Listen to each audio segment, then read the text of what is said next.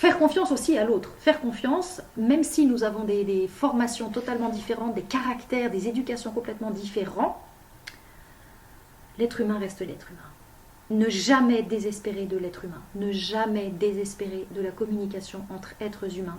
Parce que Dieu ne désespère jamais de nous. La communication. La communication entre hommes et femmes. Dans cette petite capsule, je vous propose de parler en deux parties. D'abord, les règles de communication, et puis dans une deuxième partie, les problèmes de communication. Alors, on parle de communication. Pourquoi? Parce qu'elle est rendue difficile, je dirais, depuis la tour de Babel. On pourrait faire remonter les choses là. Bon, voilà, les problèmes de communication et la difficulté de la communication est une conséquence du péché originel parce que nous ne savons pas tout. Nous n'avons pas les dons préternaturels. Adam et Ève, au départ, étaient omniscients, ce qui rendait la communication limpide, fluide et presque un plus. Voilà. Alors qu'aujourd'hui, la communication est devenue quelque chose de compliqué. Elle est essentielle, primordiale. Prendre le temps de parler, de s'expliquer, de dire comment on reçoit les choses, ce que ça nous fait, pourquoi ça nous fait du bien ou du mal. Ça, c'est dans les relations peut-être plutôt de couple ou amicales. La communication est très importante aussi pour grandir, pour aller plus loin dans les relations. C'est important de s'ouvrir pour donner les cartes à l'autre, lui donner les cartes. Faire confiance et donner sa confiance. Bien sûr, pas à n'importe qui, mais vous savez, même quand on donne sa confiance de manière indue et que l'autre en profite pour nous faire du mal, ça ne reste jamais impuni et en attendant, nous, on a grandi. Il ne faut pas se décourager d'être dans la bienveillance et plus spontanément dans la confiance, même quand on se fait avoir. Voilà. Parce que, évidemment, on est tenté, lorsqu'on se fait avoir une fois, deux fois, trois fois, 10 fois, de se dire je vais arrêter d'être gentil, je vais me venger de l'humanité parce que tout le monde m'a eu. Bon, mais c'est un autre problème. Pour une bonne communication, ne pas miser sur le « il faut qu'il ou qu'elle me devine ». Mais non, malheureusement, on ne peut pas deviner l'autre si facilement. Nous sommes de faibles humains, nous ne sommes pas des médiums, quoi qu'on veuille nous dire aujourd'hui. Non, naturellement, l'homme n'a pas le don de médiumnité, ne vous en déplaise. Pour une bonne communication, acceptez que si je ne parle pas de moi-même un minimum, l'autre ne pourra pas me comprendre et risquera de me faire mal sans le savoir. Alors pour tout cela, je vous donnerai un outil tout simple qui est à notre portée mais auquel nous ne pensons pas assez. C'est l'invocation des saints anges. Oui, il existe des anges, on parle beaucoup des djinns, des entités, des mauvais démons, etc. Mais il y a des anges, de bons anges. Nous avons déjà notre ange gardien et il y a une foultitude d'anges qui sont là, présents aussi et qui ne demandent qu'à être invoqués mais auxquels nous ne pensons pas. Et ceci est en lien direct avec la communication parce que même si nous ne les voyons pas, même si nous ne les sentons pas, nous ne les ressentons pas, même si nous n'avons pas conscience de leur présence, les anges peuvent arranger la communication. Les anges peuvent donner une grâce spéciale pour que la communication devienne plus facile en dépit des différences, des incompréhensions, etc. Je reviendrai pour étayer mon idée à un passage des mystères du royaume de la grâce du père Roger Thomas Calmel. Je vous conseille de vous procurer ce livre capital qui rappelle les principales vérités de la foi et qui les commande d'une manière admirable, mais l'édition la meilleure, me semble-t-il, est celle de 1990. Donc ça devient un petit peu vieux. Je ne sais pas si cette édition-là existe toujours. Parce que, si je ne m'abuse, dans les éditions ultérieures, il y a eu des passages coupés. Nous sommes à la page 146 de cette édition des 2 tomes en un tome sur les bons anges. La mission des bons anges s'appelle le chapitre. Cher Père Calmel, lorsque vous allez avoir une entrevue, ça ne vous concerne pas tous les jours, ça? Bon, lorsque vous allez avoir une entrevue, surtout si vous appréhendez qu'elle ne soit pénible ou orageuse, il est bon que vous vous confiez à votre ange. Non point dans l'espérance qu'il va changer votre caractère ou celui de la personne que vous avez en face. Père Calmel est thomiste, la grâce ne détruit pas la nature. Ça, c'est très pied sur terre, bon sens. Hein. Mais, outre qu'il peut limiter les dégâts que tendraient à provoquer vos défauts de caractère, votre ange, lecture épouvantable. Outre qu'il peut limiter les dégâts que tendraient à provoquer vos défauts de caractère, votre ange, si vous l'invoquez avec piété et persévérance, on se moque de l'adjectif du nom piété. La piété, ça fait vieillot, tête penchée, grenouille de bénitier. Non, la piété en soi, c'est une très très belle vertu. Déjà, c'est un don du Saint-Esprit. suppose juste que on sait que l'ange nous entend. On a une dévotion envers lui parce qu'on sait que c'est réel, on sait qu'il est là, qu'il entend notre prière.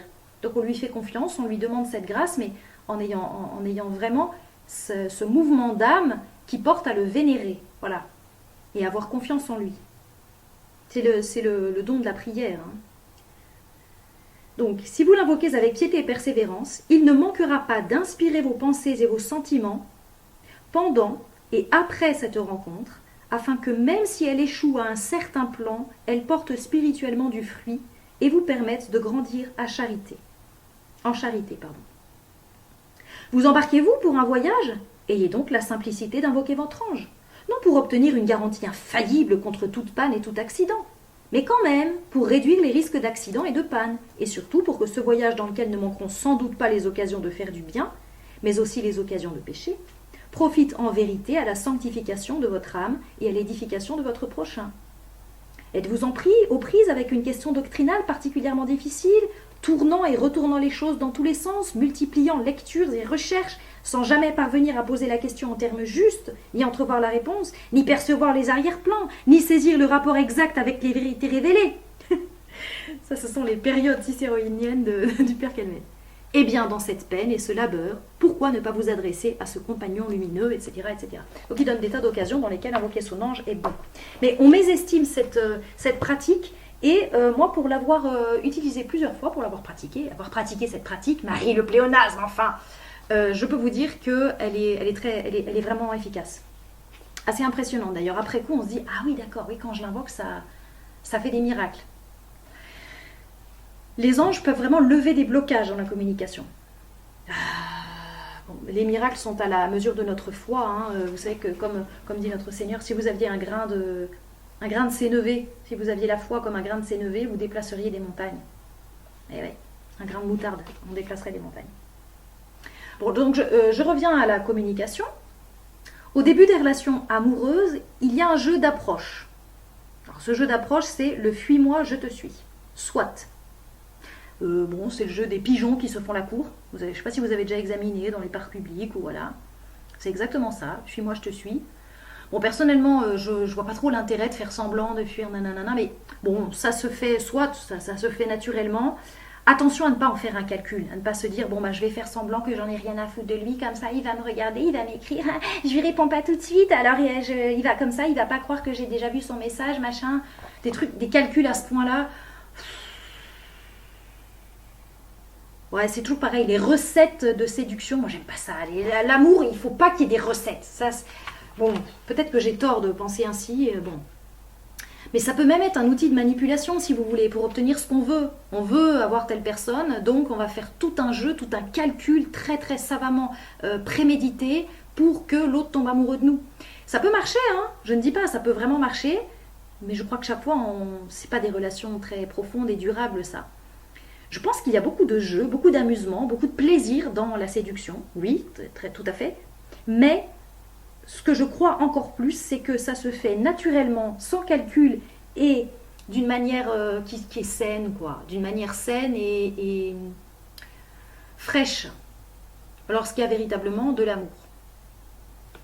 Je crois.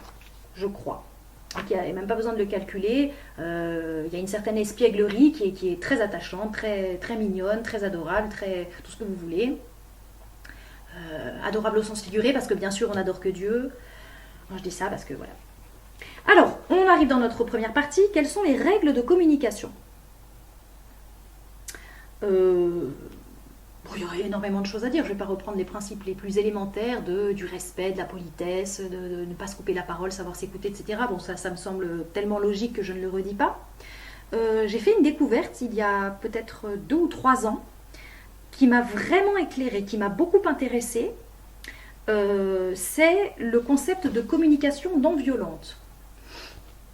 Alors, comme toujours, le prendre avec mesure, ça reste une recette de développement personnel qu'il ne faut pas absolutiser, mais j'ai beaucoup apprécié ce que j'ai découvert là, et puis c'est merveilleusement bien dit, c'est un français extraordinaire à écouter. C'est monsieur Thomas Dansbourg qui a un peu retransmis avec grande qualité ce concept. Je vous suggère d'aller regarder la conférence Cessez d'être gentil, soyez vrai. Vous l'avez sur YouTube. C'est tout ce qui y est dit me semble très juste. Après, moi, je le dis, je suis obligée de dire mon avis. Pourquoi est-ce que je ne recommande pas toute cette affaire de... Quel qu'il soit, les coachs en développement personnel, pourquoi je n'y trouve pas mon compte? Bien qu'ils aient des choses parfois très intéressantes à dire. Il faut savoir faire la mesure. Eh bien, dans ce concept de communication non violente est inclus le principe très moderne et très faux que chacun a sa vérité, chacun a l'opinion qu'il veut avoir et qu'on doit le respecter. Il y a un relativisme dans les conceptions. On n'est plus du tout dans la notion d'une vérité objective. Voilà. Partant de là, ça fausse la donne. Ça fausse la donne et je ne peux pas être d'accord avec la philosophie générale de toutes ces mouvances-là. Bon. Mais si vous voulez, on essaye d'aller trouver les compléments de vérité, les outils là où on peut, et on a une jugeote, l'important est d'être bien formé, voilà. Voilà, cessez d'être gentil, soyez vrai. D'ailleurs, rien que le titre éclaire assez sur les règles de communication. Mais vous verrez, très riche. Parfois, dégonfler le ballon, ne pas se prendre au sérieux, lever un peu le couvercle. Très important dans la communication. Surtout lorsque on se trouve en présence de deux êtres passionnés qui tiennent à ce qu'ils disent, qui ne parlent pas pour ne rien dire, qui ont aussi beaucoup d'émotions, d'affection en jeu. Ça rend la communication un peu tendue, donc il faut être capable parfois d'user d'humour, humour d'abord vis-à-vis de soi-même, parce que ça peut être pris comme une moquerie auprès de l'autre, pour que la communication ne devienne pas un exercice de compétition rude. Savoir poser ses limites aussi et ses besoins. Voilà. Parfois dans la communication, on se laisse absorber et détruire par l'autre parce que l'on n'a pas su dire « Non, là vraiment, je te demande de ne pas aller plus loin dans la communication. » Pour exemple, vous avez des parents qui veulent aider leurs enfants et qui, maladroitement, à l'époque de l'adolescence, essayent d'entrer dans leur jardin secret. Alors c'est très délicat parce que les parents, et c'est souvent la mère, mais pas forcément d'ailleurs, sont là pour aider le jeune, l'adolescent à avoir une sensibilité juste, à dominer ses émotions, ses passions, à guider sa sensibilité. Donc il faut bien qu'il puisse rentrer dans son cœur d'une certaine manière, et puis ce sont quand même ses parents, c'est eux qui l'ont fait, donc combien de mamans disent « je le connais par cœur mon enfant » et c'est vrai. Mais ça ne dit pas tout, parce que l'enfant nous avons tous, mais l'enfant principalement, il est fragile de ce point de vue-là, il a sa liberté intérieure, son jardin secret. Un enfant qui veut vous cacher quelque chose, il vous le cachera. Et cette volonté de tirer les vers du nez, de forcer l'enfant à briser son jardin intérieur, peut, je dis bien peut, être destructrice. Il vaut mieux que l'enfant s'ouvre volontiers de lui-même. Donc dans les règles de communication, il y a cette espèce de jardin intérieur. Et quand l'autre n'est pas capable de le respecter, il faut se protéger et être capable de dire non, là, vous n'avez pas à rentrer dans cet aspect de la question ou dans cet aspect de moi-même, ça me concerne. Et c'est tout un art d'apprendre à se protéger, c'est tout un art. Mais c'est rendre service à la communication, parce que si l'on se sait respecter, si l'on sait se faire respecter, on parlera plus facilement, parce qu'on s'en sentira plus à l'aise et en confiance. Il s'agit aussi de se respecter soi-même, sans négliger une générosité sans faille. Et c'est un gage d'harmonie future, je parle surtout dans un couple. Ensuite, dans les règles de communication, j'ajouterais d'être attentif aux besoins de l'autre, aux premiers signes d'agacement, de fatigue. Voilà. Respecter ces signaux, ne pas faire de forcing. Ne pas faire de forcing. Dans le concret de la vie, combien de fois est-ce qu'on oublie cet aspect de la question ? Accepter que l'autre ne puisse pas répondre à tous mes besoins, qu'il ne soit pas musclore, j'ai écrit, bon. Accepter que C'est pas aussi parce que l'autre vous a compris ou est dans votre intimité qu'il répondra à tous vos besoins, c'est tout, c'est tout.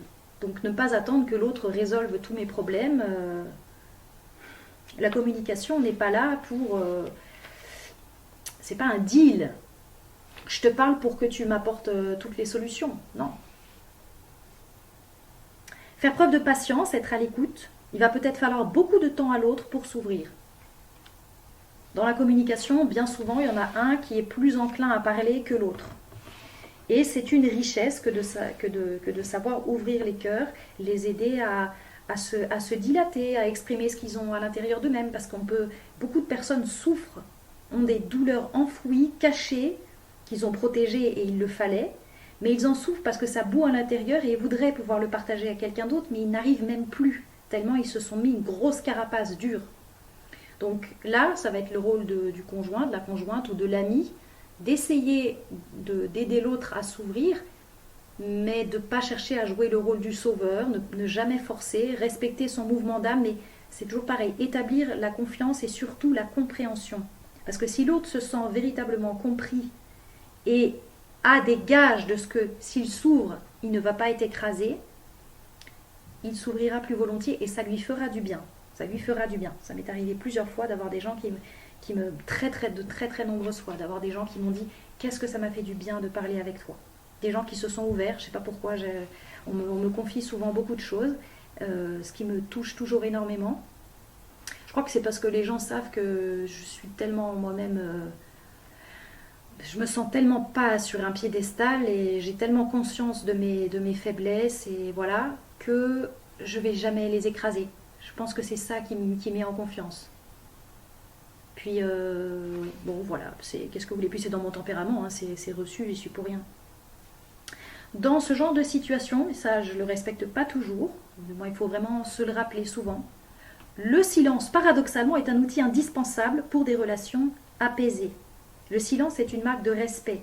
Quand ce n'est pas le moment pour l'autre de s'ouvrir, il faut se taire. Quand l'autre a besoin qu'on l'écoute et qu'on ne dise rien, il faut vraiment savoir écouter. C'est très dur. Mais je crois vraiment que, paradoxalement, une des plus grandes règles en communication, c'est de savoir se taire et laisser l'autre parler. J'accueille tout ce que l'autre a à me dire, même si à toutes les phrases, j'aurais quelque chose à rétorquer, à répondre. Mais évidemment, il ne s'agit pas non plus de se faire marcher sur les pieds. Bon, c'est encore une fois une question d'équilibre. Le silence est riche d'acceptation et d'amour. Le silence est une preuve d'acceptation de l'autre et une preuve d'amour. Parfois. Mais évidemment, ça peut être aussi le signe d'un dédain profond. Il y a diverses sortes de silence. Hein. Il y a le silence du mépris, parce que je n'ai plus rien à échanger avec toi, je n'ai plus rien à dire. Mais là, je parle dans un contexte où les deux ont envie de communiquer. Voilà. Et puis, bien se rappeler, hein, je ne l'ai peut-être pas assez dit, mais la communication est une des plus belles choses de l'humanité. Que nous ne sommes pas des individus juxtaposés qui avancent et qui font leur route de manière unilatérale. Non, on y va ensemble. L'homme est un être social, je suis désolée, un animal social. Et on s'entraide énormément par la communication. C'est toujours source d'une richesse, donc ne pas avoir peur de communiquer. Ne pas avoir peur aussi d'y perdre quelque chose si on communique, on n'y perd jamais. Et si on a l'impression d'avoir perdu quelque chose, c'est parce qu'il nous manquait quelque chose et ça nous fait mettre le doigt sur notre manque. C'est toujours bon la communication. Ou alors on s'aperçoit que malheureusement, en communiquant, on a manqué de force dans nos convictions. Eh bien oui, mais si vous ne mettez pas à l'épreuve vos convictions, comment voulez-vous qu'elles se fortifient? Nos propres pensées, tout ce que nous croyons, nos convictions, etc., c'est dans la communication qu'elles se fortifient. Et puis si chaque fois que vous parlez à une personne, elle démonte vos arguments et vous vous faites remettre sur le carreau, ça veut dire qu'il faut prendre du recul, vous fortifier, mais ne pas se dire « je ne parlerai plus à personne ». Sinon, au contraire, il faut se dire je vais prendre les moyens de pouvoir répondre à cette personne et revenir. Parce que vous avez ce sens de ce que, à force de communiquer bien et de soi-même avoir un message plus fort à dire, on va grandir ensemble, on va avancer ensemble. Bien sûr, dans les règles de communication, il y a savoir s'adapter au langage de l'autre. Je vous renvoie aux divers langages de l'amour, mais il n'y a pas que les langages de l'amour, les divers langages de chaque personne. Il faut tenir compte aussi de son rang social, de ce qu'il a préoccupé, des images qui vont lui parler. Les images qui vont lui parler. Il faut tenir compte de tout ça. Tout ça, c'est des petits éléments qui montent à la fleur de la charité. Se souvenir que ce à quoi l'on résiste persiste. Donc, ne pas refouler des émotions, ces émotions dans la communication. Si vous résistez à vos propres émotions ou si vous résistez à l'autre de manière frontale, ça va persister encore plus. Ça va persister, pardon, il n'y a pas besoin de rajouter encore plus. Apprendre simplement à les contrôler en prenant du recul. Se demander, en fait, pourquoi est-ce que je suis énervé là, par exemple. Dans le cas où on est énervé avec une autre personne. Au lieu de crier dessus et de continuer comme un rouleau compresseur à attaquer ou à essayer de se faire valoir, prendre du recul en disant, bon, au fait là, pourquoi est-ce que tout d'un coup j'en ai marre, j'en ai assez. Et se dire, ça aide énormément, ça fait avancer, même quand vous êtes tout seul et que vous voulez communiquer juste avec vous-même. Pour ne rien vous cacher, par exemple, ça m'est arrivé, et ça m'a aidé, d'avoir une accumulation de stress, de contrariété, de choses, et puis je me suis trouvée à prendre la voiture, toute seule. Et bien dans la voiture, grâce à cette petite technique qui m'a aidée, j'ai formulé à voix haute, bon alors Marie, pourquoi est-ce que tu es énervée là? Ou pourquoi est-ce que je suis énervée là? Bon bah ce matin, il y a eu cela, il y a eu ce contretemps, j'ai eu un appel qui a été... Voilà, on m'a pas parlé gentiment, n'importe quoi, vous voyez. J'ai reçu telle mauvaise nouvelle. Vous dites, vous formulez ce qui fait que vous êtes énervé. Comme ça objective les choses. Ça fait prendre du recul par rapport à ces émotions et ça permet de les traiter de manière plus rationnelle. Ou alors, l'autre m'a vraiment énervé, là, ce matin, ça s'est pas bien passé avec mon époux ou mon épouse. Pourquoi est-ce que ça ne s'est pas bien passé? En allant au travail ou en allant faire une petite marche à l'extérieur. Formuler les choses, cela établit de la clarté et aide à prendre du recul. Respectez aussi les moments pour parler. Essayez de toujours choisir des moments de qualité pour échanger avec l'autre. À la limite, peut-être parler moins, quand il s'agit d'une vraie conversation, peut-être parler moins, mais parler bien. Au moment où je m'adresse à l'autre, je ne fais pas 36 choses à la fois, je le regarde la personne, on fait attention à elle, on ne fait pas autre chose en même temps. Soignez ces échanges, les soigner. C'est ça qui donnera pas le tempo, mais le niveau de la relation. Attendre le bon moment, plutôt que de se parler vite et mal. Y mettre de la qualité, du soin. Voilà, quelques règles en vrac sur la communication. Je n'ai pas parlé des règles basiques les plus essentielles. J'ai dit des petites choses en plus en fait. Maintenant, d'où viennent les problèmes de communication? Deuxième partie, d'où viennent les problèmes de communication? D'abord, il y a le problème des émotions. Des émotions qui sont mal dominées et le monde moderne ne nous aide absolument pas à dominer nos émotions parce que nous sommes sollicités, extrêmement sollicités par 1000 choses.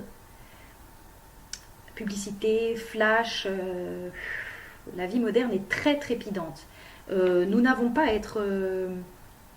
à nous sentir amoindris par rapport à des générations passées. Oui, on a un côté parfois dégénéré, mais il faut savoir aussi que nous faisons face à de nouveaux types d'agressions.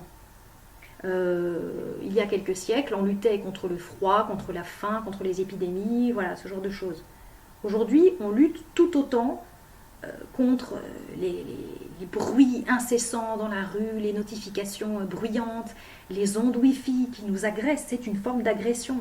Les écrans qui nous agressent aussi, le stress de la productivité, tout ça, ce sont d'autres formes d'agression, mais elles sont très présentes. Donc en tenir compte pour la communication, parce que ça rend les communications beaucoup plus difficiles.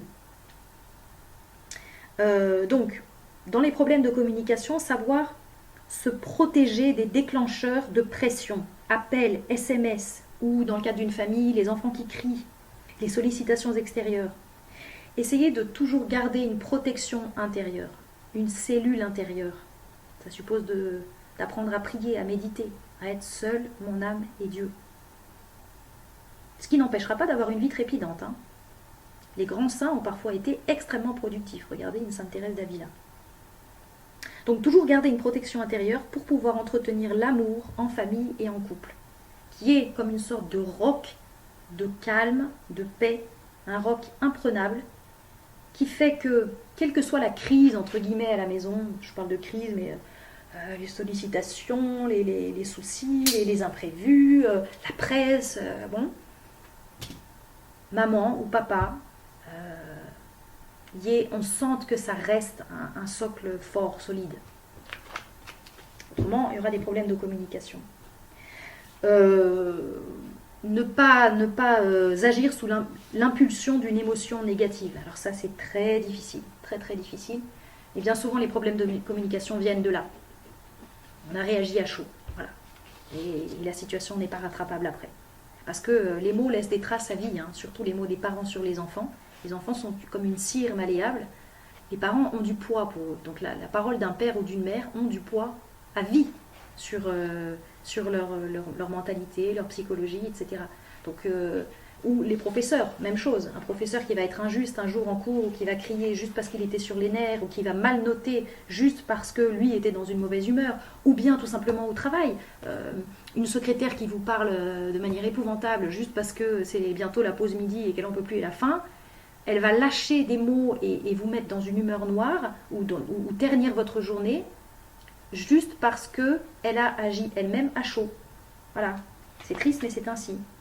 Dans les problèmes de communication, il y a les incompréhensions. Voilà. Et elles viennent à 90% d'un manque de communication. Eh oui. Combien de fois ça vous est arrivé dans la communication, dans les rapports avec les autres, de terminer dans la dispute, ou qui est un moment vraiment difficile, où chacun était dans sa bulle sur son rail, et tout d'un coup, au bout d'1 heure, 2 heures, 3 heures, voire plusieurs jours d'incompréhension, l'autre dit une phrase qui fait tout tomber, qui calme le jeu tout de suite. Et pourquoi ? Parce que justement, il a su formuler la chose qui dégonfle le ballon et qui donne l'éclairage qui fait tout comprendre. Donc, savoir écouter l'autre, mais savoir aussi soi-même formuler les choses qui vont pouvoir apporter les bonnes clés. Les problèmes de communication viennent également d'un manque d'empathie. J'écoutais quelque chose à ce sujet là aujourd'hui, ça m'est tombé dessus. L'empathie ne consiste pas à vouloir sauver l'autre. Ça, c'est un danger qu'on a. L'empathie ne consiste pas à vouloir comprendre l'autre pour trouver des solutions.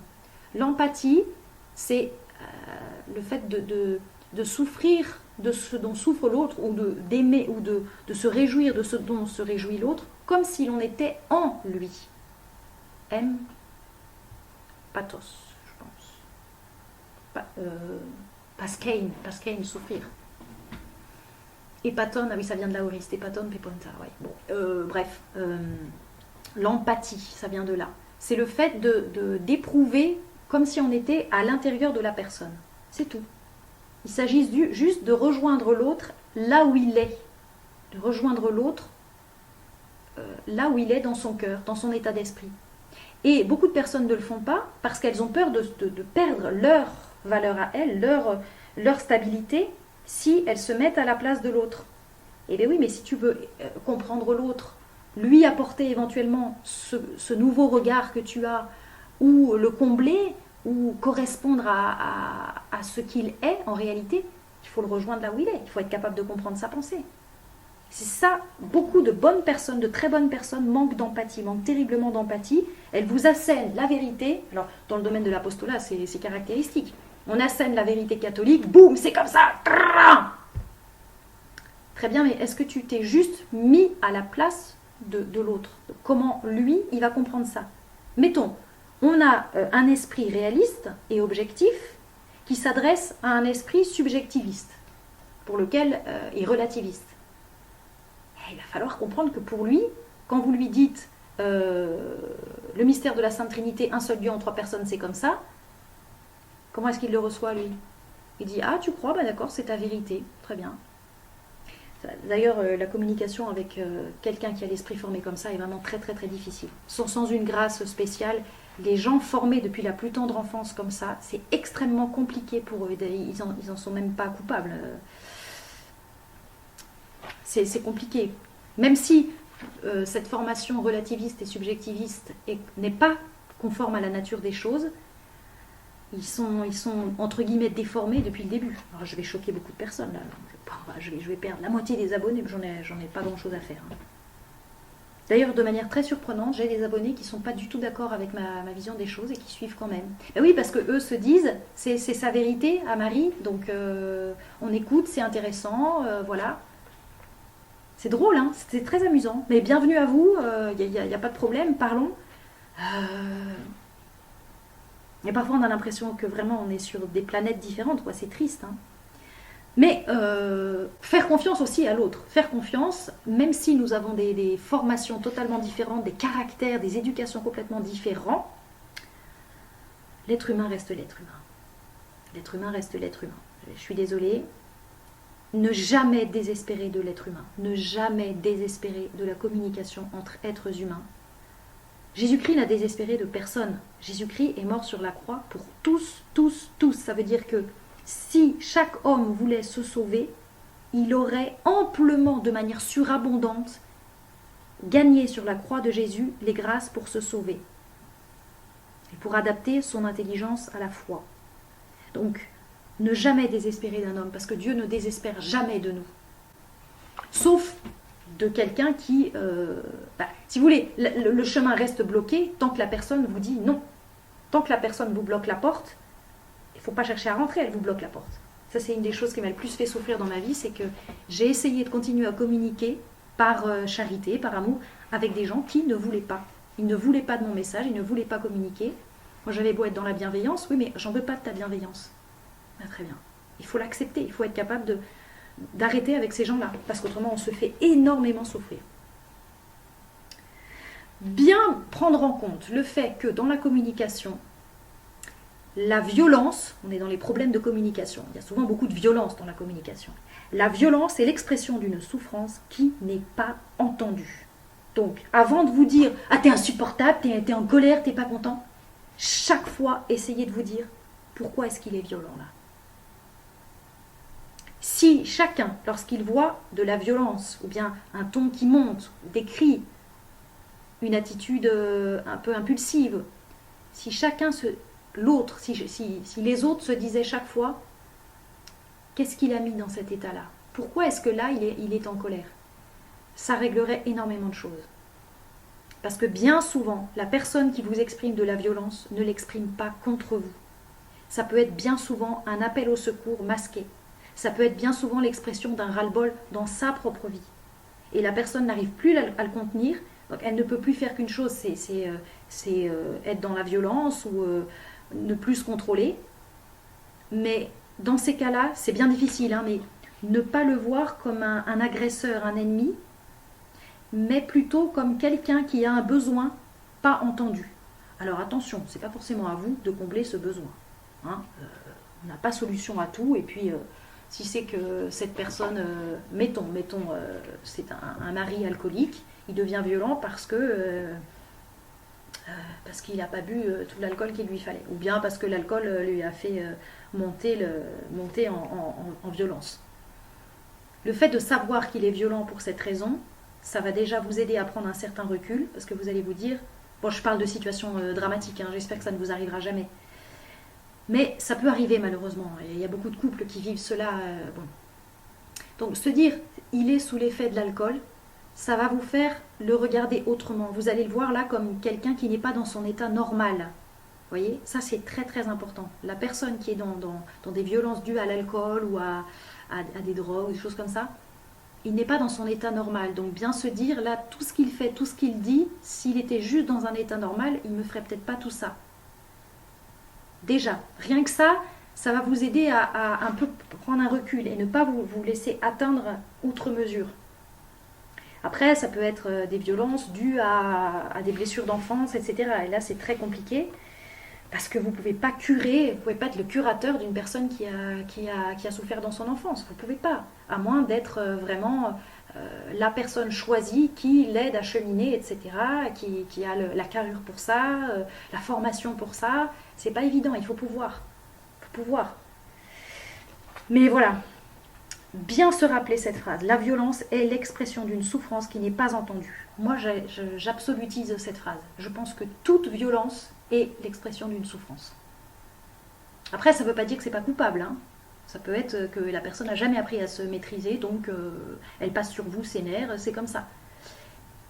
Donc je ne dis pas que moralement c'est bien, hein, mais le voir comme l'expression d'une souffrance, déjà, ça aide à ne pas répondre sur le même ton. Voilà.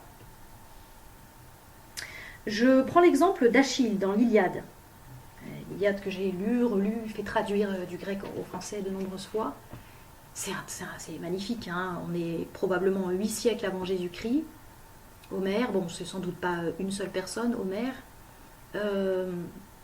mais c'est toujours la même nature humaine, bouleversante, et c'est à pleurer. Il y a certains passages de l'Iliade, particulièrement justement avec Achille qui pleure sur le bord du rivage et qui appelle sa mère, qui boude, qui est triste, ils se sont abandonnés, qui appelle sa mère Thétis, qui surgit du haut des flots. C'est très beau tout ça. Bon, bah justement, Achille, pourquoi est-ce qu'il boude et pourquoi est-ce qu'il s'est mis en colère, hein, au début de l'Iliade? Eh bien parce que sa valeur n'est pas reconnue, déjà, et d'un. Sa valeur n'est pas reconnue. En soi, il est l'égal d'Agamemnon au niveau de la valeur guerrière et de la beauté. Seulement, c'est Agamemnon le roi. Et Achille se dit, moi qui suis indispensable dans l'armée, moi qui suis ton meilleur soldat, tu ne m'honores pas à ma juste valeur. Il se sent lésé. Et en plus, Agamemnon lui a volé sa captive. Briséis, si j'ai bonne mémoire.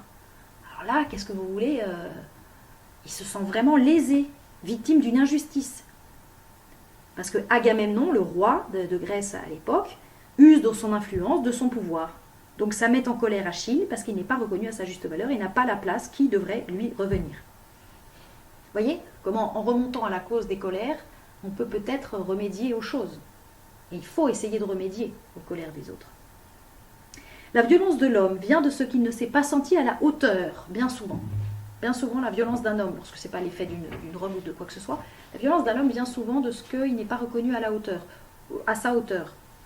Il ne s'est pas, senti à la hauteur, soit qu'il s'en veuille à lui-même parce qu'il a déraillé. Mettons un homme qui, a trompé sa femme et qui en plus se met en colère contre sa femme alors que c'est lui qui l'a trompé. C'est parce qu'en fait, il n'est pas content de lui-même. Il ne s'est pas senti à la hauteur là, dans le couple, il s'en veut, et il se dit, mais jamais plus ma femme ne va m'estimer encore. D'ailleurs, souvent il a tort, parce qu'une femme peut tout à fait comprendre plus de choses que les hommes ne croient. Donc, un homme, dans la communication, bien se dire, là, les messieurs, on ne demande pas à un homme d'être un surhomme, on lui demande juste d'être dans le vrai, d'être à l'écoute des besoins de sa femme et de son foyer. Et quand il ne l'a pas été, de rester dans le vrai. L'authenticité peut résoudre beaucoup de problèmes. Ça suppose l'humilité. C'est, je pense, dans la communication, la vertu, la fleur de vertu qui manque le plus pour des communications saines et constructives, c'est l'humilité. Et ben voilà. C'est tout. Savoir que dans la communication, l'un des problèmes, c'est la suspicion. La suspicion fait des ravages. La méfiance tue les couples. Je ne veux pas dire par là qu'il n'y a pas de choses cachées, éhontées. Parfois la suspicion, voilà, je dis très mal, mais parfois la suspicion est justifiée. Certes, parfois la suspicion est justifiée, malheureusement. Mais est-ce à dire qu'il faille par principe être suspicieux? Non. Si une suspicion a été vérifiée ou si on s'aperçoit qu'on ne peut plus faire confiance à l'autre, c'est là qu'il faut mettre les cartes sur table pour que ça ne se reproduise plus jamais. Mais soi-même, ne pas devenir suspicieux à tout bout de champ, parce que alors, si vous avez pardonné à l'autre pour quelque chose et que vous recommencez à le surveiller en disant j'ai pas confiance en lui, la relation n'est pas assainie, c'est pas vrai. Savoir aussi que la confiance provoque des comportements dignes. Je l'ai testé souvent dans l'éducation. Lorsque vous êtes tout le temps dans la suspicion à l'égard d'enfants, d'élèves, qui se sentent tout le temps surveillés, qu'on doute d'eux, qu'on leur met des barrières très restrictives parce qu'on se dit si je leur mets pas toutes ces barrières, ils vont faire n'importe quoi. Donc il faut être très contrôlant. Un excès de contrôle produit des ravages, n'est pas bon. Et à l'inverse, bon, c'est une question de juste mesure, hein, parce qu'un enfant a besoin d'être cadré, je ne dis pas le contraire. Mais je pense que le fait qu'un enfant se dise l'éducateur ou mes parents me font confiance, ça provoque en lui, ça lui donne moins d'envie de faire les choses dans le dos de l'autre. Il vaut mieux qu'un enfant qui veut faire des bêtises, il vaut mieux qu'il les fasse en se disant l'éducateur me laisse cette marge, me laisse libre de faire des bêtises. Eh oui, alors pas n'importe lesquelles bien sûr, et il faut que ça ne gêne pas le bien commun d'une école, d'une structure, tout ça, on est bien d'accord. Mais il faut que la structure de famille ou de classe ou d'école ou que sais-je, ou du club de sport soit assez souple pour pouvoir intégrer la possibilité de faire des bêtises et guérir, enfin y remédier et faire que ça ne se produise plus. Mais s'il n'y a aucune possibilité de faire des bêtises et que ça devient une sorte de dictature, ça ne transforme pas les gens en bien, ça ne provoque pas de meilleurs comportements. C'est ça qu'il faut bien comprendre. Et du coup, ça brise toute forme de communication. Autre chose qui peut faire dévier des relations, c'est trop vouloir faire plaisir à l'autre. Ça entraîne aussi un déséquilibre, une perte d'identité. Il faut quand même rester soi-même dans une relation. Si je me change pour m'adapter à l'autre d'une manière excessive, je ne peux plus compléter l'autre. Je ne peux plus faire que ces deux personnes vont s'imbriquer, se frotter l'une à l'autre et grandir ensemble. Je ne vis plus qu'en étant l'ombre de moi-même. Si en étant soi-même, malgré les efforts d'adaptation à l'autre, ça ne colle pas, c'est que ce n'est pas la bonne personne. Je répète, si lorsque je suis moi-même, sans les bonnes choses de moi-même, hein, pas les défauts, voilà, mais si, remarquez, les défauts malheureusement font partie de nous. Donc si je suis moi-même, si je suis avec la personne comme je suis dans mon quotidien, en faisant bien sûr des efforts pour être agréable, pour se rendre aimable, mais pas excessivement, pas au point d'une perte d'identité. Si lorsque je suis moi-même, je respecte mon tempérament, je respecte mon mode de fonctionnement, je respecte mes désirs, mes occupations, etc. Si lorsque je suis moi-même, ça colle vraiment pas avec l'autre, il ne faut pas forcer. Ne pas forcer. C'est que c'est pas la bonne personne, point. Alors, évidemment, il faut être capable de faire des compromissions. Voilà. Mettons que l'autre ait une allergie à tel aliment. Il faut en tenir compte et ne pas dire ah bah c'est comme ça, je vais faire moi c'était mon aliment préféré donc c'est comme ça tous les jours. Je sais pas moi par exemple presque tous les jours je prends des œufs en guise de brunch, de petit déjeuner. Bon voilà, je prends 2 œufs sur le plat pratiquement tous les jours. Bon. Ça dépend des occupations, enfin peu importe, mais voilà. Mettons que je tombe sur un conjoint qui ne supporte pas les œufs le matin. Soit on s'entend que ça ne gêne pas que j'en prenne, soit je change de fonctionnement de petit déjeuner, je mets d'eau dans mon vin, mais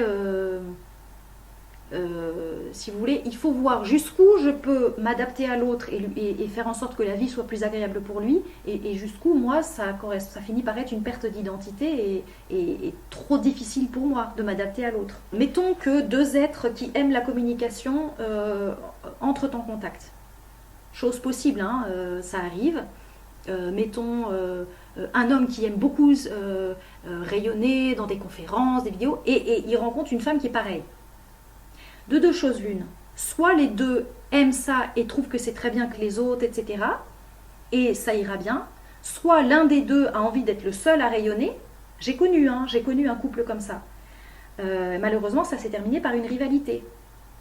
Ou alors, autre possibilité, l'un des deux a envie de dominer et d'être plus visible, d'avoir la part belle, etc.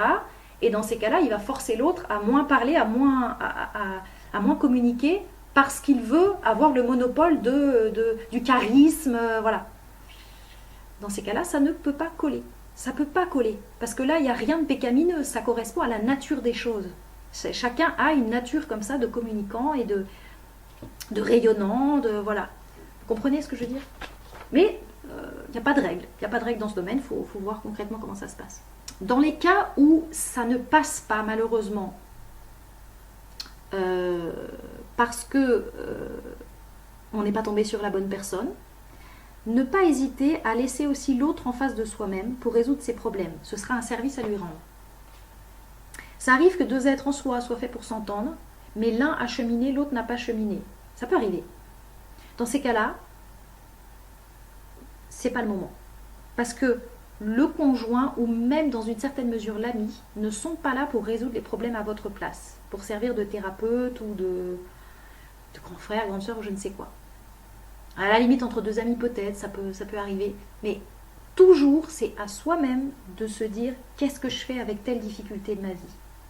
Et parfois, quand il y a des difficultés importantes qui n'ont pas été résolues dans notre vie, il vaut mieux ne pas se mettre en couple, parce que ça va chaque fois ternir la relation.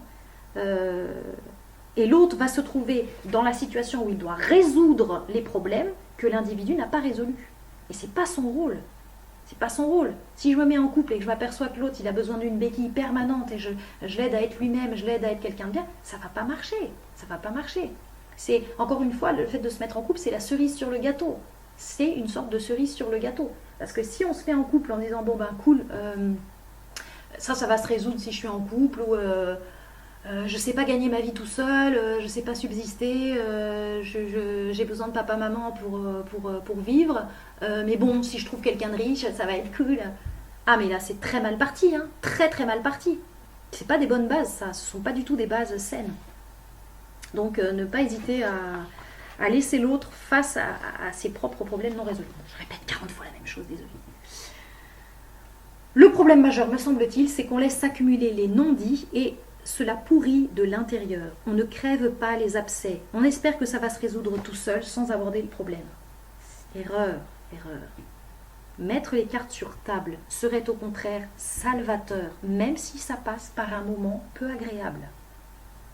Même si ça passe par un moment peu agréable, celui qui a réussi à dire les choses qui fâchent, qui le fâchent ou qui fâchent l'autre ou qui pourrait résoudre mais qui fâchent, il a fait une œuvre de charité. Il a fait ce qu'il fallait. Mais, attention, respectez le temps nécessaire pour que l'autre soit prêt à une discussion.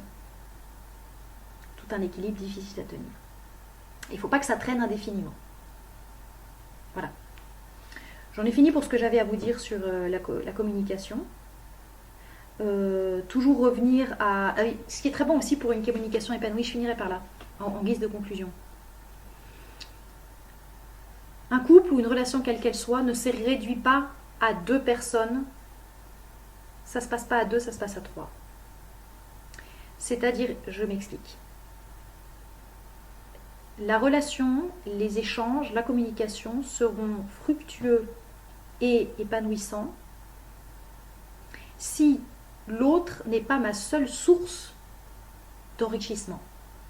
C'est-à-dire qu'il faut que chacun, et les deux ensemble à la limite, se nourrissent, s'enrichissent, grandissent à l'aide d'une source extérieure qui les grandit.